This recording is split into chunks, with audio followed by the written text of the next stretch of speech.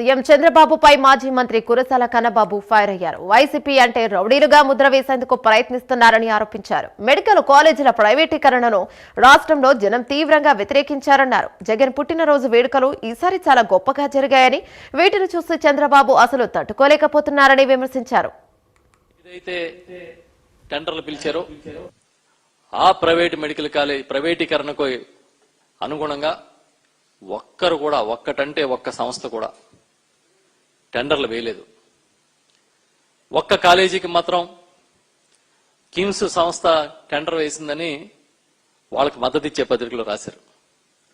తీరా చూస్తే అది కిమ్స్ సంస్థ కాదు, ఏదో ఒక దానిలో పనిచేసే డాక్టర్ అని చెప్పడం, కిమ్స్ వైద్య సంస్థ మేము టెండర్లు వేయలేదని ఖండించడం, ఇవన్నీ చూసినప్పుడు జగన్మోహన్ రెడ్డి గారికి వస్తున్న మద్దతు బహుశా వీళ్ళ కంటగింపుగా ఉన్నట్టుగా అనిపిస్తోంది.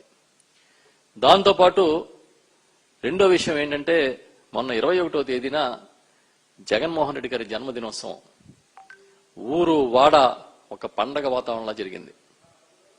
సాధారణంగా మేము మా నాయకులు పార్టీ కార్యాలయంలో కార్యక్రమాలు చేస్తాం, అనాథాశ్రమాలు వృద్ధాశ్రమాలు లాంటి చోట సేవా కార్యక్రమాలు రక్తదానాలు అవి చేస్తూ ఉంటాం.